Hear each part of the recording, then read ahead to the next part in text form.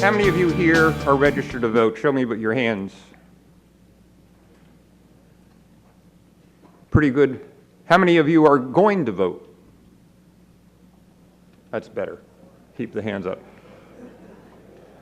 That's encouraging. You are part of the millennial generation. The baby boomers are there's more of them than you, but only about by 5 million. So you really have a big impact on what's going on. Matter of fact, if you could get your act together, which probably won't happen, and I say that because I was one of the chief sponsors of the 18-year-old vote. And it was pretty simple for me. I didn't think you should get shot or shot at without having the right to vote on it. And that's what we faced back in the 70s. And we passed the 18-year-old vote. And unfortunately, you lived up to your expectations. You talked a lot, you registered, but you didn't vote. And you know, that's the way it's been ever since. The younger ones have voted less over a period of years, and we'd love to see it change. I was a political accident.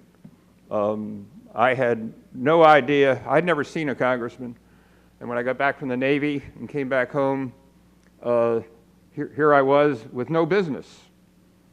And as a young lawyer, you do anything. I took dog-bite-dogs cases. I always had the little dog, because that gives you a plus. All of a sudden, the people that were in the Young Republican Club all were moved, and I was the president of the Young Republican Club. There were about 5 of us. We were really a potent force. And I finally decided, looking at what was going on, that frankly I could do a better job. It was that much simple, and my mother thought I was crazy. No money, never run for office before, had no future whatsoever. I spent 13 months going door to door. Knocked on it, bum, bum, bum, bum, bum, bum. Lou Frey, I'm running for Congress. Read this pamphlet. Can you vote for me? And a lot of them said no. But enough of them said yes that I voted probably 70% of my 30% that I was going to get in the race. And the person who should have won the race, who if he'd have worked hard, would have had 70%, didn't, and just thought it would come to him. And so we've seen a reprise of that up in the Congress in Virginia. But anyway, that's how I got in the business. I care about it. I've kept this going, this Congress to Campus program, which literally you're a part of, because you are the future. I am not worried about the future. I think that we've got a great chance to make a difference and make a change in it. It isn't going to be easy, but Senator Graham and I got the law passed that in Florida at least, you got to get civics done. And that's make a difference. We're going to have 1.2 million young people through the civics program in Florida over the next 5 years. So we are doing something about it, and we appreciate you coming and participating in this. And it's going to be low-key and relaxed. And Mr. Chairman, thank you for the time. Appreciate it.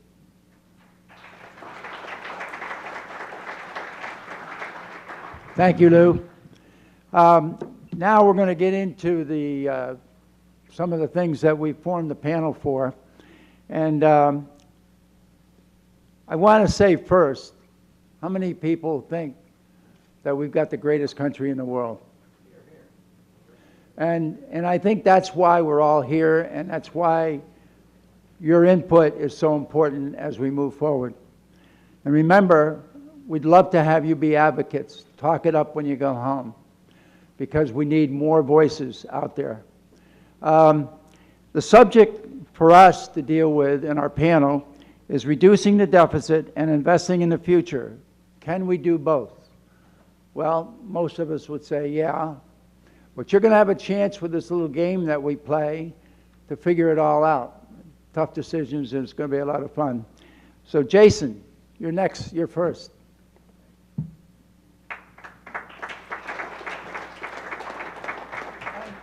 So this issue is critically important to you. And when you think about political issues and what might impact high school students and college students, I can't think of a more significant issue than the national debt. And the exercise that you're going to go through today is going to be very instructive to talk about the very difficult choices that policymakers have to make when you're in office deciding on the federal deficit and the debt. And the deficit is the annual deficit that we run. We did have 4 straight budget surpluses in the late 1990s. It is possible to do it 4 years in a row, but it's been a long time. The debt is the cumulative effect of those annual deficits. The debt is $17 trillion now. That is an incomprehensible number, and it's going up rapidly, and it's going to affect all of you. So think about this. And when you think about political implications of that, because it's one thing to look at a piece of paper and a list and see, well, here are my options on reducing the deficit and the debt, and also my options on improving the country, on building more roads and bridges, on improving the education system, on expanding health care choices for people in America, on paying for the National Institutes of Health, which is scientific medical research. All of those things are things we need to spend money on to keep our promises to the Social Security and Medicare generation, to keep our promises to our veterans, the men and women who have served in uniform. Those are all expenditures that we must continue to do. And in the context of that, you have to figure out today, well, how are you going to reduce the deficit if we still have to spend that money, but we have to find places to cut or raise taxes? And you're going to be asked to consider raising taxes, and what are the implications of a tax increase on different populations in the country. But when you think about political consequences, those are real people. That's not politicians saying, well, I don't want to have to make a difficult vote. Those are people who were elected by people in their districts to speak for them in Washington, D.C. And those people want a voice. And if those people that the congressmen or women decide they don't like the options being put before them, they don't want to cut Social Security, they don't want to cut Medicare, they don't want to cut the NIH, they don't want to raise taxes, they're going to let their elected representative, who they elected to speak for them, know that they don't support that. And that representative is going to cast a vote. If he wants to or she continue in office, then they're going to have to cast a vote in support of their district. That's the issue. Don't think of political consequences in the context of one politician making one career decision. He or she is making that decision based upon the people in their district. And the one example I want to give you before closing, you have in your packs an option to reduce funding for the National Institutes of Health. The NIH is the organization that does the medical research in this country. So you think about all of the different ways that we can study what's happening in medicine in the country and all of the different diseases that we're working to find cures for. And I remember vividly in Congress in the 6 years that I served, one of the most interesting times was in the spring. And in the spring, it's the annual fly-in season, and the people come in from other parts of the country, and they have to tell their story on what's important to them. And every year the Congress was considering cutting NIH funding, as you're going to consider today. And it's a zero-sum game. Whatever you decide to spend on the NIH this year is what you're going to spend for all disease research. And you would have one after the other come visit you in your office, people who are afflicted by these diseases, telling you why we needed to spend more money on Alzheimer's, on cancer, on Parkinson's, on diabetes, on MS. Every disease you can imagine, these people from your district, your friends and neighbors, people that you got to know over the years, and you would see the progression of the disease, they became your friends, would come to see you and say, you can't cut it this year. I'm depending on you. And if you cut NIH, it's a pie, and you have to decide, okay, this year we've cut it, so what's more important? Are we going to spend more money on cancer? Are we going to spend more money on diabetes? Or are we going to spend more money on Parkinson's? And if we're going to spend more on Parkinson's, we're taking it from diabetes. That's how it works. So when you reduce the overall number, you're reducing it for everybody, because that money is coming from all of those diseases. So that's just one example of the countless decisions that are in your book. You do what you want and you make the decision that you think is correct, but think of the real people that are going to be affected by the decisions that you make. I want to start by briefly thanking Lou Frey, the Lou Frey Institute, and the Concord Coalition headed by Bob Bixby, who has a representative here today, the Committee for Responsible Budget, Maya McGinnis, and the Fix the Debt.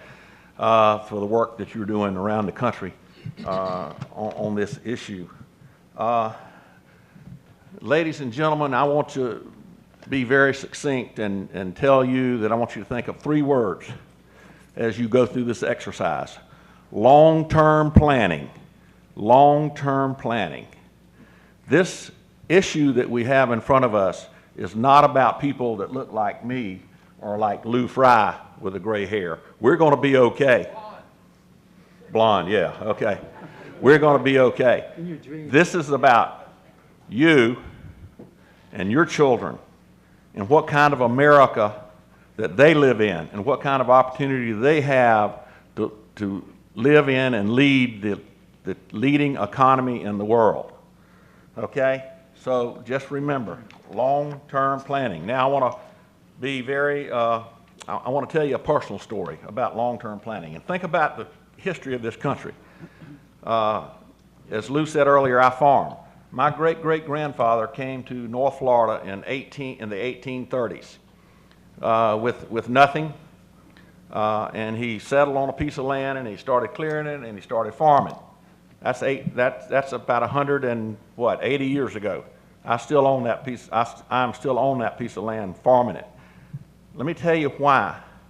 He went through all the trials and tribulations of starting up a business. Then the Civil War came along. That was very disruptive to everybody that was trying to do business, obviously. And we were in a tough part of the country for the outcome of that Civil War. But what did he do when he finished, when that was over? He went back to long-term planning, planning for the success of his children and grandchildren. We rock along, and then in the 20s, we have the Great Depression. Some of the place was lost in the Great Depression because of the nature of the national economy. What did my grandfather do? He buckled up and went back to work planning for the success of his children and grandchildren. Then he passed away, and along comes World War II. And my grandmother and father had to do the same thing. But always on the front burner with them was long-term success. How do I put in place the infrastructure needs and the model that I have to make sure that this stays successful for the long term? That we, people used to ask me all the time before I got into politics. I'd give speeches at civic clubs, and I'd always start by saying, I think government ought to do 4 things for us. And I want you to listen closely, ladies and gentlemen, because I'm a farmer. Listen closely. The government ought to do 4 basic things. Number 1 is we have to educate our children. If we don't have an educated population, you don't have a strong country. That's mostly left to the states, by the way. Only 6% of the federal budget goes to education. Number 2, you have to have a good, strong transportation system. We can't all build our own roads and airports and seaports. We have to have a community money to do that. Number 3, we have to have a good defense system. We want to know that we're safe in our homes at night and we'll go out on the streets and our country's safe from foreign invaders. So education, transportation, defense, and I'm a farmer. So number 4, I would always tell people we need a good, strong peanut program. That's because I was a peanut farmer. How many peanut programs can we afford, ladies and gentlemen? We have to prioritize. We have to think of long term. How do we move for success in the next generation? So those are the things that I would commend to you as you work through this exercise. All of our people that went before us, with that goal in front of them, they were willing to sacrifice, they were willing to work hard, and they were willing to give up a little bit so that the next generation, you, ladies and gentlemen, could have success in this great country of ours. Thank you. Good morning. It is still morning. Good morning. Let me also give my thanks to Lou Frey for putting this on and the invitation. Thank Fixed at DC, who I work with more so, for inviting me to be here with you today. And I'm going to take a slightly different take. My colleagues on both sides, I feel like I'm kind of the man in the middle. between the left and the right, and that's basically kind of where I am politically. But I want to take a slightly different take. You're going to hear from the gentleman as you have on my right and my left, reverse for you guys.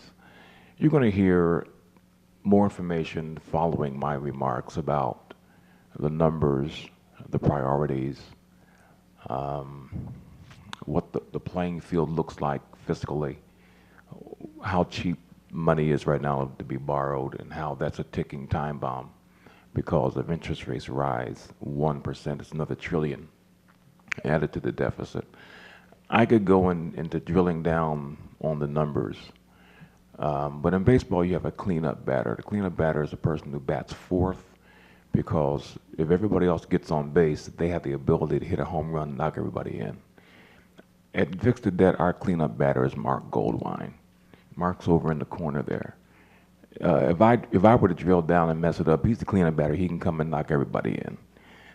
He's brilliant, and the numbers and all that, trust me, there's nobody better in the country than him. I want to talk about something else, something totally different.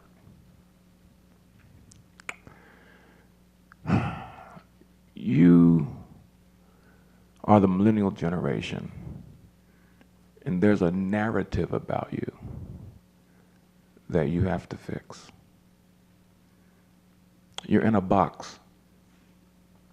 Some of it by your own doing, as has been alluded to by Mr. Frey, because you haven't voted, but you've been put into a box. I was in DC last week and had a meeting with a college president who happened to be a geneticist by training.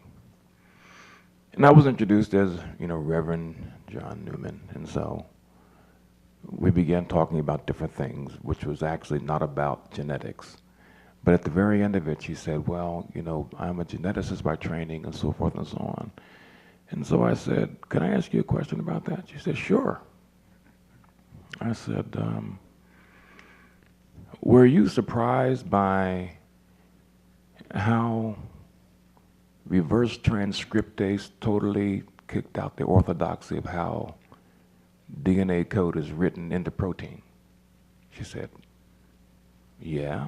I said, right. I said, DNA can't go into protein directly. It's got to be recoded, rewritten into RNA. And RNA goes into protein. I said, but was it against the orthodoxy of how code is written that caused the medical community to have difficulty accepting the AIDS virus because it writes the opposite way? And she said, what do you do? I said, I'm a simple pastor. I just read a lot. I said, and so can we talk about epigenetics as well, science above the genes, which is beyond that because of the environmental factors that do impact genetic code and writing code. And we talked about that. Are you sure you're just a pastor? Yeah, I'm just a simple pastor. I was in a box because I had Reverend in front of my name. You're in a box because you're called millennials. And it's up to you to rewrite the narrative. It's up to you to be engaged. This country is war weary. Don't want any more war. We're arguing about what's going on with ISIS and ISIL, the Islamic State. 4 months ago, the polls taken would have suggested in no way should we get involved. But unfortunately, after the beheading, yeah, that's the phone going off, but it's okay. Stay here. After the beheading of 3 journalists, new polls were taken. Now 70+% of the country says, let's get involved. Depth psychology will teach you that whenever an organism is threatened, it narrows its focus to the source of the threat, which is why when somebody puts a gun in someone's face being held up, they can't describe the perpetrator. All they saw was the gun. And until your generation sees the importance of the body politic and the lack of effectiveness in DC and the threat of this crazy, broken political system, it will never be fixed. You have to have the passion to change it. Mr. Frey and I'm done. I'm a preacher, so I talk long. Mr. Frey and I were talking just a second ago about looking at these faces. Before we all got serious and we all got up here, you were laughing, you were joking, you were kidding, you were having a good time, and I said, look at the future of the United States of America. It's bright. Don't let anyone take that passion from you. Don't let anyone water down that which you are designed and destined to do. You'll do the exercise. It'll be fun. You'll have to make tough decisions. But have the passion to see it through. And whatever you do, defy the odds, get out of the box, and let the millennial generation be the best generation our country has ever had. Thank you very much. On behalf of my colleagues, let me also say how grateful we are that the Lou Frey Institute and the Concord Coalition, as well as the Fix the Debt, have sponsored this important forum. Let me ask each of you a question this morning. Let's say I came up to you and I said to you, Tom, Mary, Elizabeth, I want to borrow $10,000. I'm going to put the mortgage in your name and I'm going to spend it. How many people in this room would be upset? Raise your hand if you'd be upset if I did that to you personally. I made you pay back $10,000 that I spent. You'd be outraged, wouldn't you? And perhaps a lot of you would get together and form a political party and try to get rid of whoever is doing that to you. Well, that's what you're faced. But the name of this symposium when we started is Reducing the Deficit and Investing in the Future, and can we do both? We can. In fact, under President Clinton, when Gingrich was Speaker, we did balance the budget and we had a surplus, so it's possible to have it occur.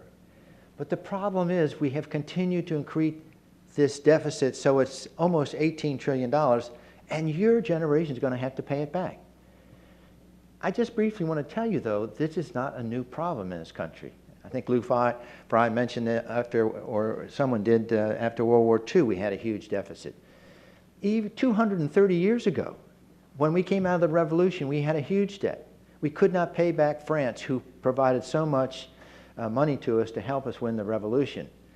And because of that, there was huge amount of political uprising. Just there is today. The Tea Party is reacting within the Republican Party because they don't think Republicans are reducing federal spending enough. Back then, 230 years ago, Thomas Jefferson said, he said this statement, "The earth belongs to the living." He was defending you 230 years ago. What he was really saying is, this Congress cannot obligate the next generation. He wanted to put that in a constitutional amendment to our Constitution. It was put up for a vote and it was not passed. He and Madison got together and they formed a brand new political party to fight the people that wanted to have strong federal government, the Federalist Party. And out of that party, the Jefferson Republicans became the Democrat-Republican Party, and that branched off into the Whig Party and the Democrats. I tell you this because your generation can change that.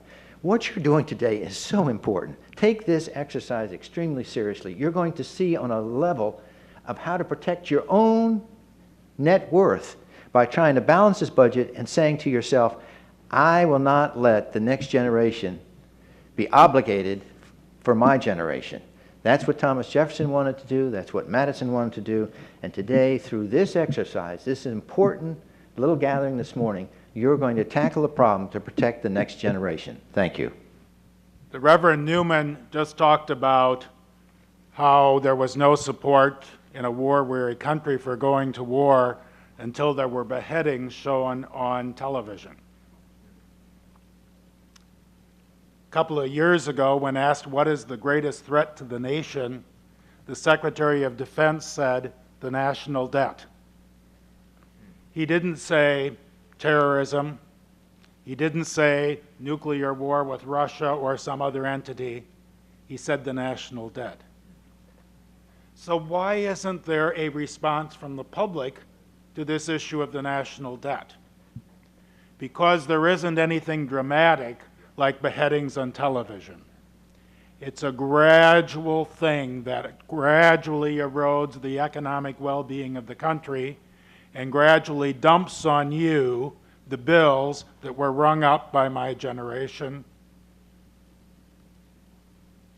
So part of the challenge is to intellectually understand that this is a huge problem, and you aren't going to emotionally get some kind of jolt that is going to cause the country to just fix it. You're going to have to work at fixing it. Part of the exercise today. I want to start by saying a couple things, defining a couple terms. One is gross domestic product, which has been mentioned twice already today. Gross domestic product is essentially the size of our economy, everything that we produce, the wealth of the nation. So when we talk about GDP, or gross domestic product, we're talking about wealth of the country, the size of the economy. Second term is Congressional Budget Office. The Congressional Budget Office is the nonpartisan entity that both sides of the aisle recognize as the experts on where we're going. So let me cite a few statistics. In 2014, today, the federal government will spend 20.4% of the gross domestic product. We'll take in 17.6% of the gross domestic product in revenue. Or put another way, for every $6 we collect, we'll spend $7. In 2025, the spending will rise from 20.4% now to 22.6%. Revenue will rise from 17.6 to 18.4%, and we'll be spending about $6 for every $5 we take in. 2040, when you're in the prime of your earning careers, the spending will be 26% of gross domestic product, rising from 20.4 today to 26. The revenue will be 19.5, going up, but not as fast as the spending, and we'll be spending $13 for every $10 we take in. By the time you get to 2085, which seems like a long time away, but most of you will probably still be living, the government will be spending 35.5% of gross domestic product, assuming the economy continues to grow, and revenue will be 23.6, or we'll be spending $5 for every $3 we take in. You don't have to be a genius to figure out if you keep spending more than you take in, it doesn't work. Okay? And when you do that, the interest payments begin to eat you up. And so that's what's happening to the United States. The amount we pay in interest, even with today's low interest rates, keeps rising. And now it accounts for more of the budget than any of the programs which you're familiar with, transportation or agriculture or education or anything else, outside of defense and what we call the entitlement programs, the pensions and support systems for people in our country. So bottom line is, this is a real problem. It's gradually developing. The consequences are horrific for the country, and the longer you wait to solve the problem, the harder it is to resolve it. So I was going to mention a word about Social Security, but I've run out of time. But yesterday's Washington Post had a full-page article on Social Security is a mess, how to fix it. Okay? The bottom line is, if we fixed Social Security now, as we did in the 1980s when a couple of us were there, you could fix it without making much change. But if you keep waiting, the pain becomes horrible. And so the political lift is much, much more difficult. That's why I think we're here, because we know that this should be done now in order to prevent big problems down the road. Tom, that's great. Let me just add one thing.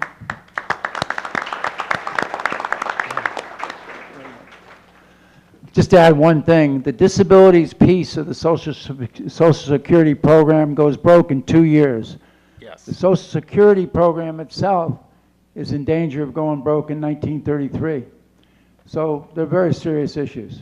And, well, and then Jason pointed, I thought Jason's comments about how you deal with the political realities were great, because, you know, I remember when you're dealing with Social Security, You know, you have your next door neighbor coming to you and saying, well, don't touch my Social Security, I need that check. And of course they do.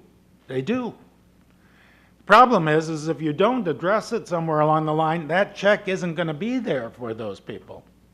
And so that's why while it's politically easier to do nothing because this just gradually moves along, there's no crisis immediately.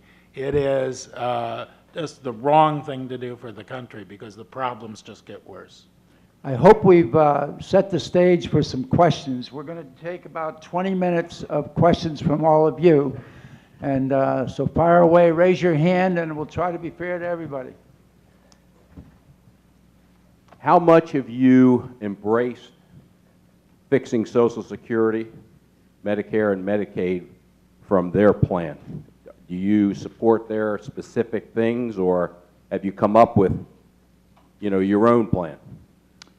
Tom, do you want to take that, or anybody want to volunteer?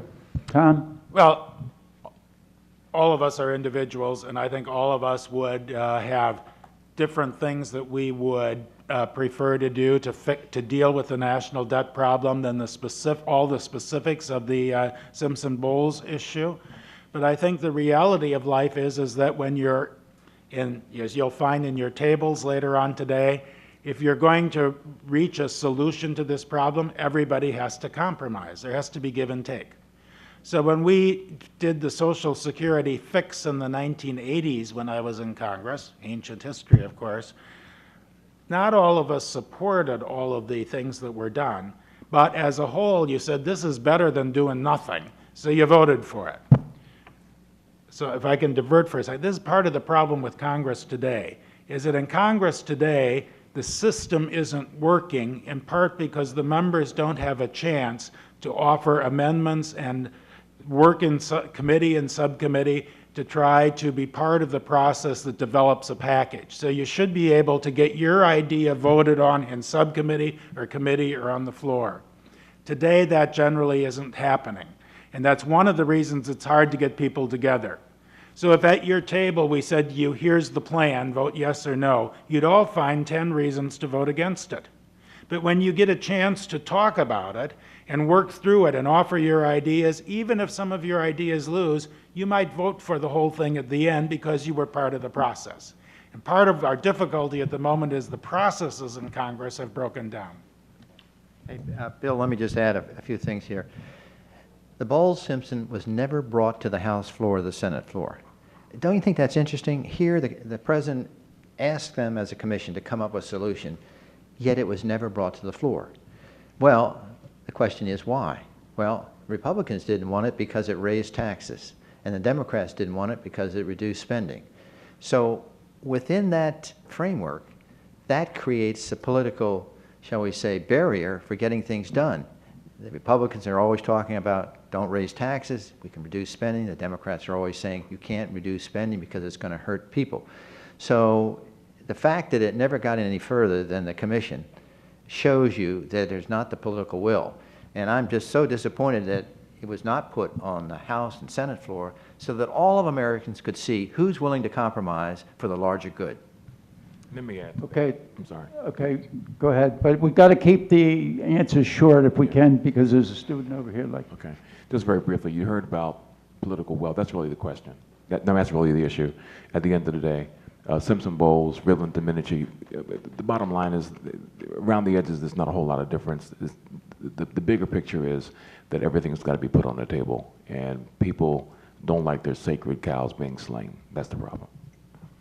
Okay, there's a student over here. So I understand how you were saying about income to debt, how we're spending more throughout time than what we're taking in. Well, I understand in the United States, like a big thing of us is to take in part for natural disasters in helping others. So how could we calculate that expenses into later dates and times? Because I understand that we're going to be starting to step in for this Ebola outbreak, and we're already putting our efforts out there. So how are we also going to calculate to put like reserves for in case of those situations? Go ahead. If you're planning a family budget, you always have to assume that there might be some hiccups along the way. Somebody might get sick. You might have a relative that needs help. You might lose a job. So you try to plan for these events. The same is true at the federal level, that you have to plan for that there will be natural disasters, that there are going to be areas in the world where there will be help needed, and that the U.S. will respond. But let me just say that all of our foreign aid, whenever we do these exercises, people will say, well, let's just get rid of the foreign aid. The foreign aid is less than 1% of the total budget. It's less than 0.5% of the total budget. It is just kind of a little nit compared to all of the other things that we spend money on. The big expenditures are Social Security, Medicaid, Medicare, and the various federal pension plans and programs. That's the big chunk. Then you have defense, which is a big chunk, and interest on the debt, and everything else is getting gradually squeezed because there isn't enough money to fund these other things, and that includes things like responding to Ebola. And Congressman Tauke talks about foreign aid. There's two categories of foreign aid. There's humanitarian aid, which you're talking about, and there's strategic aid, which is our relationships with foreign countries that we do around the world in a way that helps our interests. It's money that helps the United States be more safe and secure by spending that money overseas in all kind of different ways, in a variety of ways. On humanitarian aid, yes, it's unpredictable. A lot of things in the budget are unpredictable. You can't, with certainty say what's going to happen 10, 20 years from now, certainly. But also think about the fact we live in Florida, right? We've had hurricanes. That aid that's unpredictable, that the Congress has to come together and say we want to provide disaster relief for a part of the world, a lot of times that part of the world is in the United States. And a lot of times it's here in Florida. Hurricane Sandy, of course, up in the New York, New Jersey area most recently. Very controversial because of these issues that we're talking about, where if it doesn't happen in your backyard, you say, well, that's somebody else's problem, let them pay for it. But we can't have that thought process in the United States, and we can't have that thought process around the world. The United States is called upon to lead, and we have every step of the way. When a major disaster strikes, Ebola currently, but going back to the tsunami, other things, the earthquake in Haiti, the United States is going to be there because that's who we are as a people, and we can't stop that. We normally have, to answer your question about what will happen, we normally in Congress, I think that procedure is still in place, that those are considered emergencies and they will go out, Congress can actually waive the limits of the budget and go beyond that to resolve those kinds of issues like hurricanes and if that relief is needed. Okay. One last thing let me say about, if you don't mind, please, very quickly, and that is that your question really unearths a larger issue. Your categorical imperatives are informed by things you read, things you hear, things you see. One of the things your generation is going to have to do is discover again what the truth is.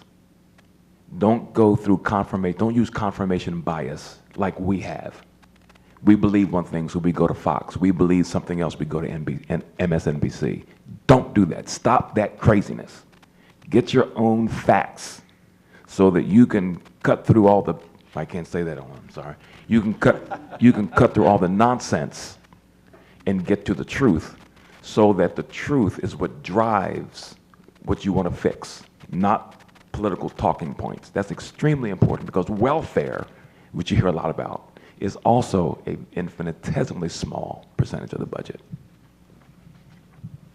How we can bring production back into the U.S. to boost our economy if nobody wants to be paid the low wages that people in foreign countries get paid for those low-wage jobs. Anybody? Well, I don't want to dominate here, but manufacturing is coming back to the U.S. That's very good news. Is that in part because the wages are moving up in other parts of the world, and because of other factors, more manufacturing jobs are coming to the U.S. and more manufacturing is occurring in the U.S. So manufacturing was going like this, and now it's starting to come back.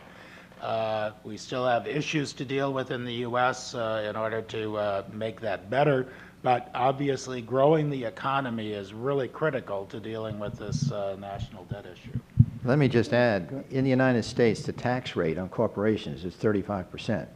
In Canada, it's 25%. In Europe, it's 25%. In Singapore, it's very small. So one way to increase manufacturing and to get the corporations to bring their money back is lower the tax rate for corporations. There are a number of ways that we as a government can use our leverage to accomplish what you suggest, even though, as Congressman Tauke has pointed out, manufacturing seems to be on the rise here in the last few months, a couple of years. As the largest economy in the world, we import a lot of our goods and services, and those markets where those services or goods are manufactured at the cheap labor want access to our market.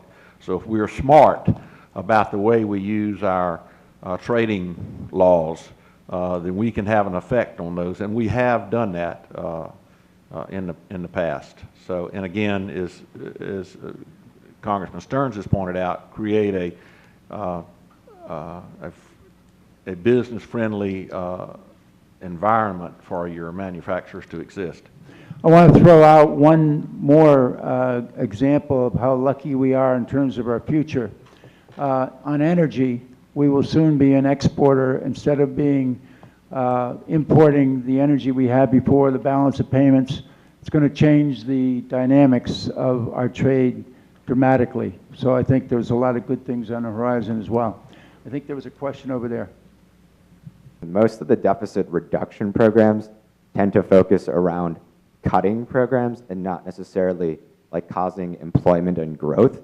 So like, for instance, why don't most deficit reduction programs focus on like creating more jobs, for instance, through infrastructure, and more through cutting programs like unemployment insurance or food stamps?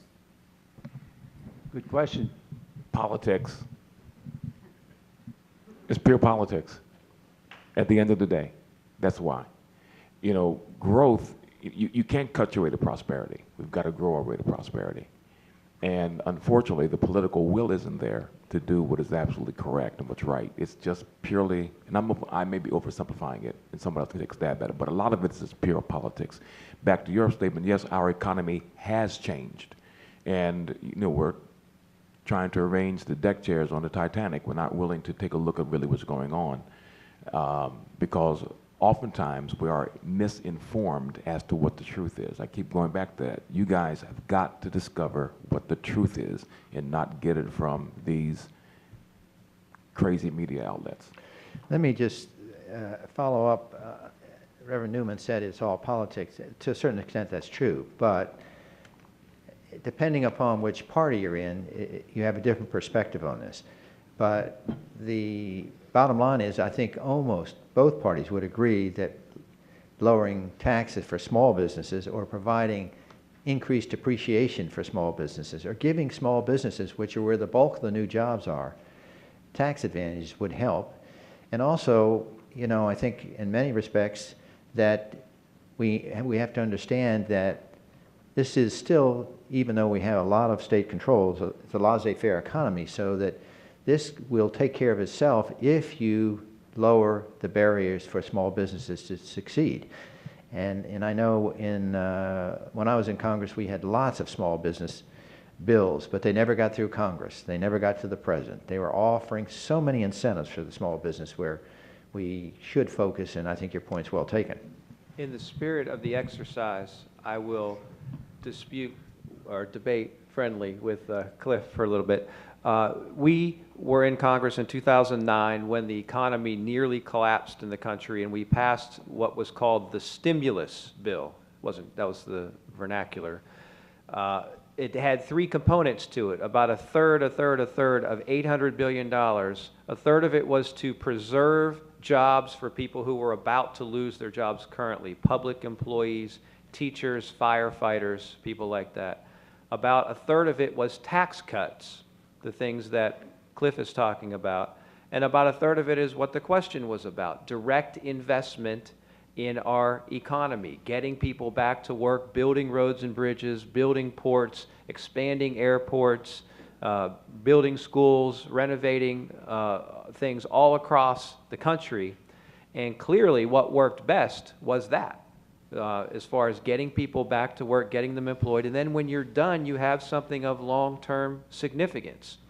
What the first third that I talked about did was delay for 1 year something that was going to happen anyway. The economy was contracting. There was a correction that was going to occur. We delayed it for 1 year, but most of those people lost their jobs 1 year later than they would have.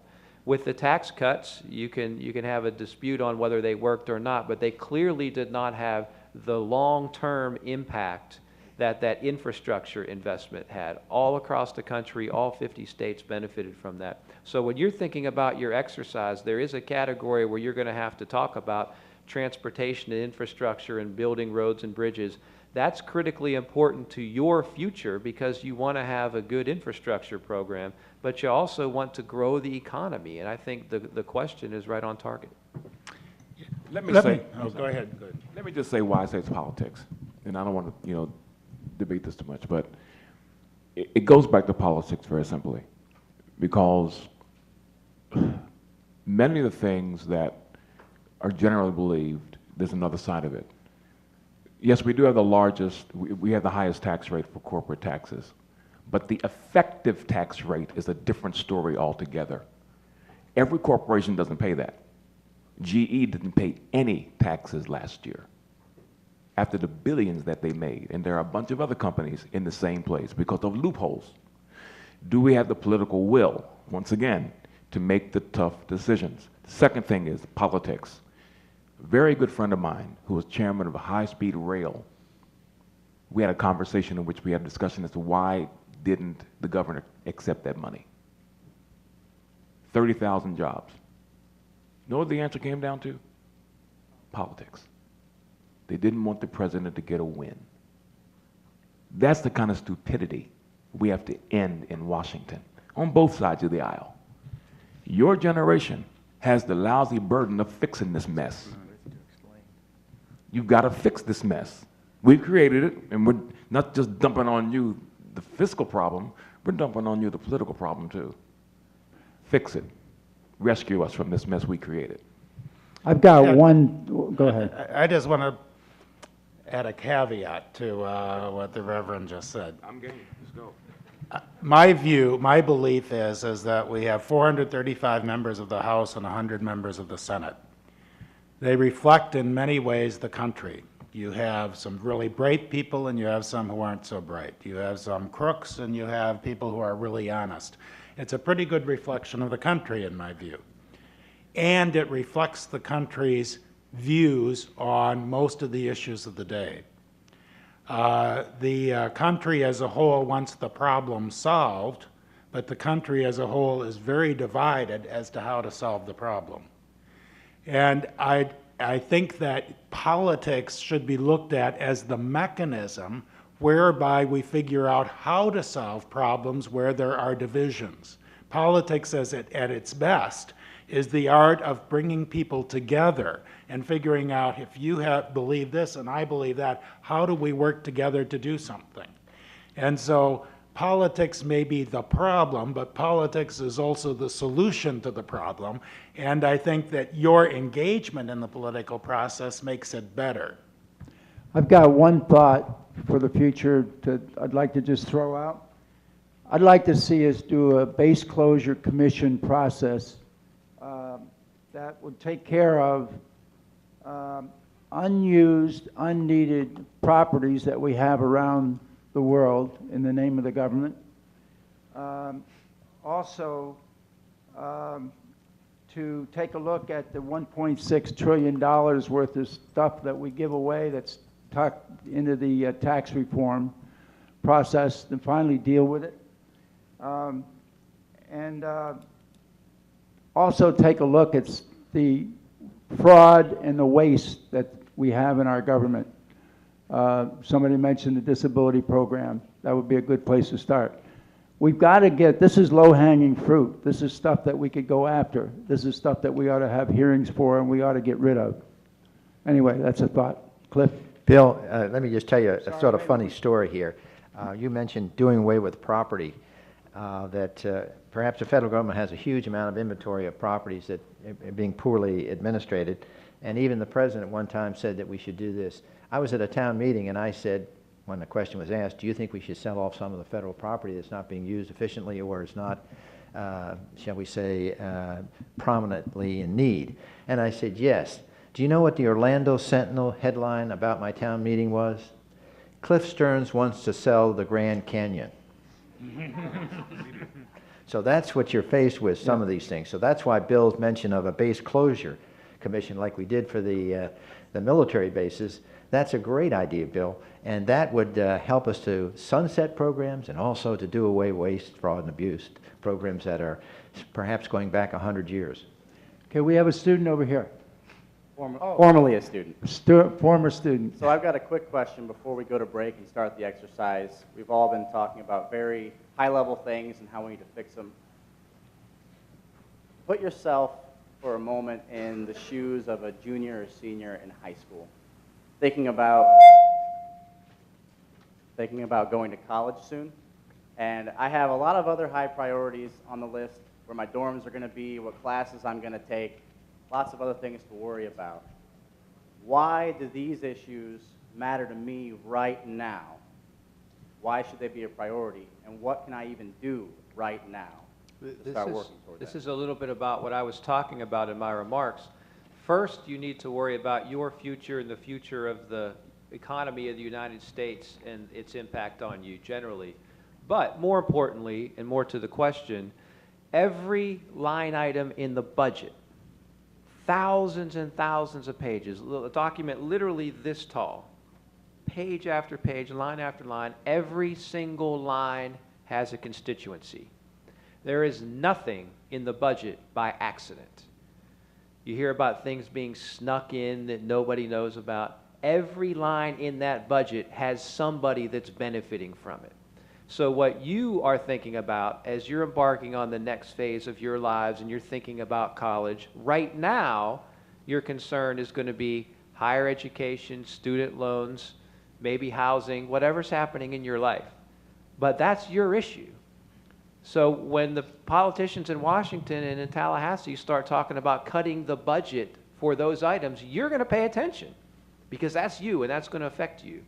Understand for the exercise today, every single line has somebody that's depending on that program that you want to cut, or somebody who's going to benefit from that program that you want to expand, but it's going to cost a lot of money. So that's what you should be thinking about, is how's it going to affect you, but also what's it going to do to the country, and how's it going to affect other people that have different life circumstances than you have. Long-term planning. Long-term plan, you got it. And I think at this point we'll end this session. We'll take a 15-minute break and then we'll get into the fun stuff.